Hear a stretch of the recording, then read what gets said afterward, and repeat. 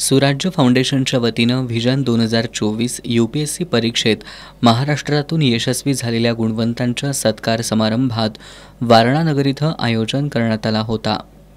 यावेळी बोलताना आमदार डॉक्टर विनय कोरे यांनी भारतात तरुणांचं सामर्थ्य मोठं असल्याचं सांगितलं।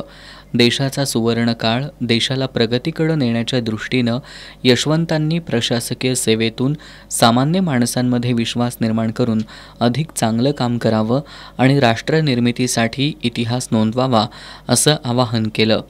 सुराज्य फाउंडेशनचे अध्यक्ष NH पाटील यांनी प्रत्येकानं आपापल्या क्षेत्रात ऊर्जा शक्ती अंगी बाळगल्यास यश हे निश्चितच मिळू शकतो असा विश्वास व्यक्त केला। यावेळी केंद्रीय लोकसेवा आयोगाच्या नागरी परीक्षेत महाराष्ट्रातून यशस्वी झालेल्या 35हून अधिक यशवंतांचा मान्यवरांच्या उपस्थितीत गौरव करण्यात आला। यावेळी या विद्यार्थ्यांनी परीक्षा उत्तीर्ण होताना झालेला प्रवास विशद केला। UPSCच्या विद्यार्थ्यांनी कोणताही चुकीचा न्यूनगंड न बाळगता परीक्षांना मोठ्या धैर्यानं सामोरं गेल्यास आपण यशस्वी होऊ शकतो असं मत या विद्यार्थ्यांनी व्यक्त केलं।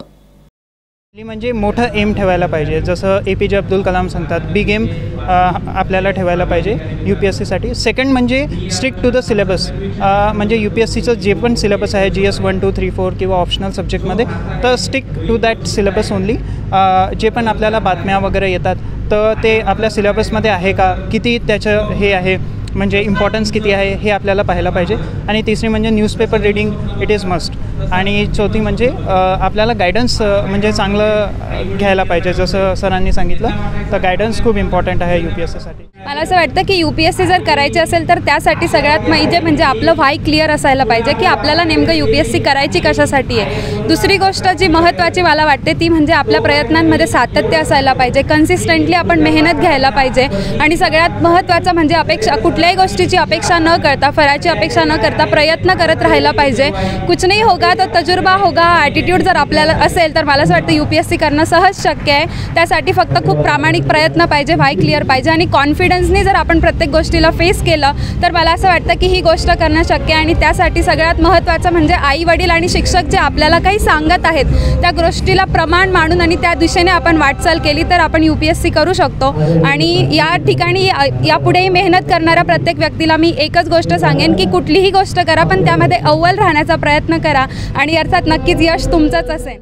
या प्रसंगी सावित्री महिला औद्योगिक संस्थेच्या अध्यक्षा शुभलक्ष्मी कोरे, वारणा साखर कारखान्याचे उपाध्यक्ष प्रतापराव पाटील, वारणा दूध संघाचे उपाध्यक्ष HR जाधव, विश्वेश कोरे, जनसुराज्य शक्तीचे प्रदेशाध्यक्ष समित कदम, वारणा बँकेचे उपाध्यक्ष उत्तम पाटील, वारणा बझारचे उपाध्यक्ष सुभाष देसाई, सरव्यवस्थापक शरद महाजन, माजी जिल्हा परिषद सदस्य अशोकराव माने, वारणा शिक्षण मंडळाचे मुख्य कार्यकारी अधिकारी डॉक्टर VV कारजींनी, सुराज्य फाउंडेशनचे संचालक BT Salokhe, BT पायमल, BB Chougule, जीवनकुमार Shinde यांच्यासह वारणा समूहातील पदाधिकारी, अधिकारी, विद्यार्थी, नागरिक उपस्थित होते।